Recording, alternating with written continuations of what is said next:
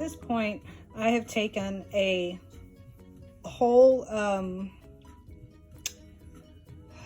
pipe cleaner and I've just cut it in half. So this is what I get.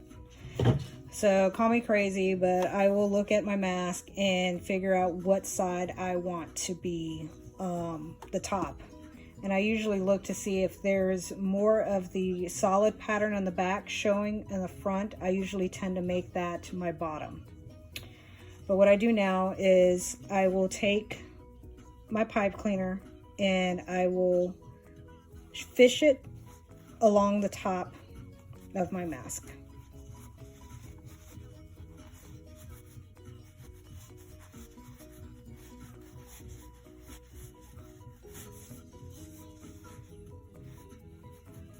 And what I try to do is find a middle ground, since I'm going to sew this in.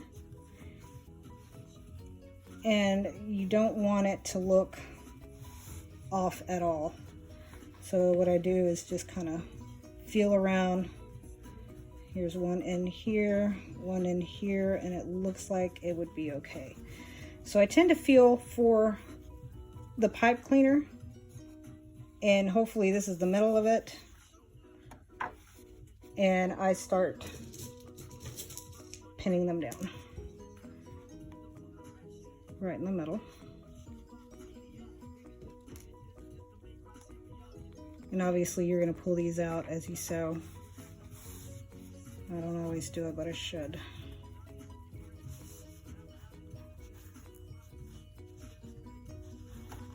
And you'll fight with it, you'll get angry with it, trying to find a middle ground.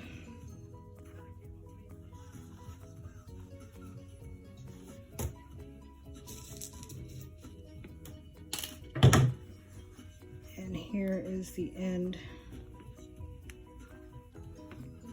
And I also tend to find out where I'm going to sew across. So I always add something there.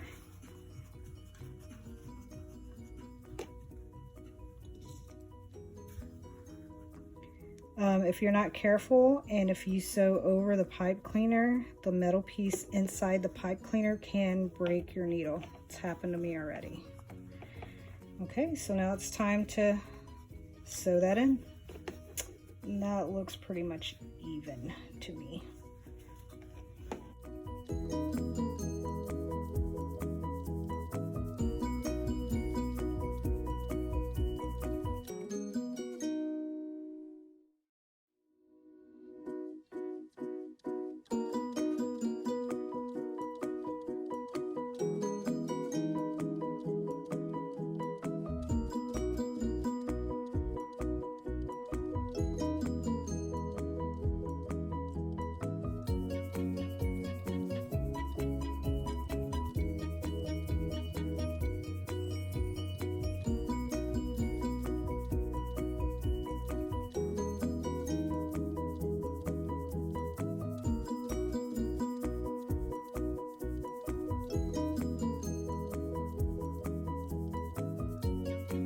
As you see, a phone call came in and canceled my video.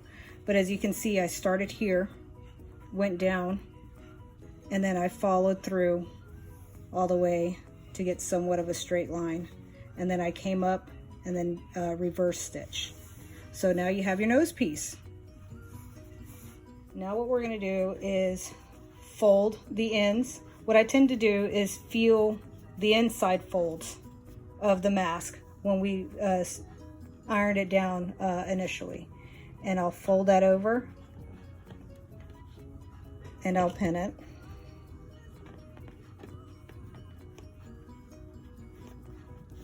And I'll do this to both sides.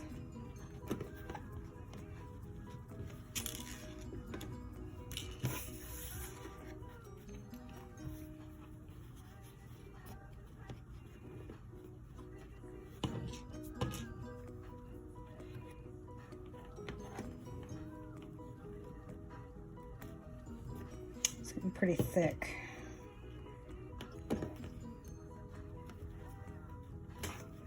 And as you can see, it looks like we pretty much got the we pretty much got the nose piece in the middle.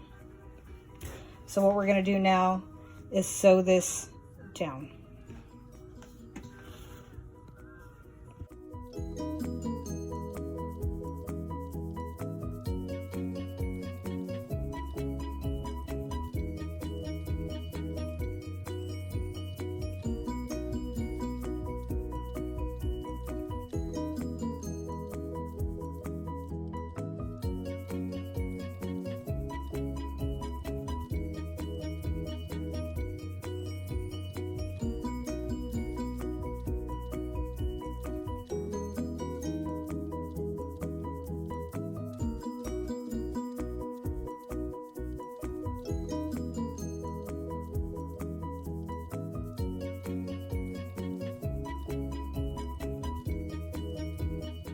A dummy like me, I don't know if you can see, but I've kind of was off stitch here, but that's okay, it looks pretty good.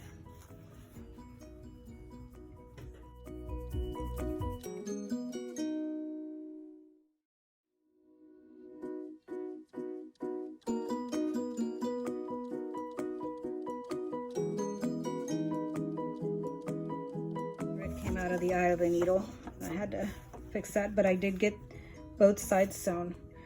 So you're almost done, actually. Now I normally measure out 10 inches of elastic for the ear, and we're gonna do that now.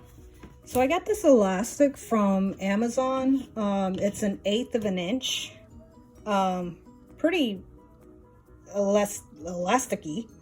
And what I do is I'll measure 10 inches on each side. I know that sounds like a lot, but because everybody is shaped differently and their faces can be big or small, that's the problem that I've had making with these masks is people have complained about the loops being too big or too tight. That's why I kind of hate doing them for people. Because it's really hard to gauge, especially if you don't know who you're making them for, because friends are ordering them for family or other people. You really can't gauge. But that has been my problem. I do 10 inches.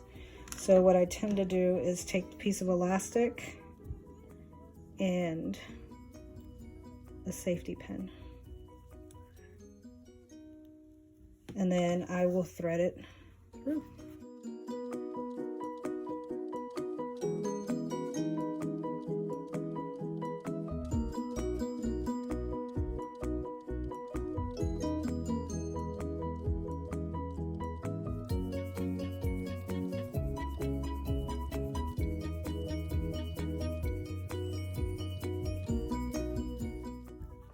It's going to feel tight, but what you can do, and what I tend to do, is stretch this.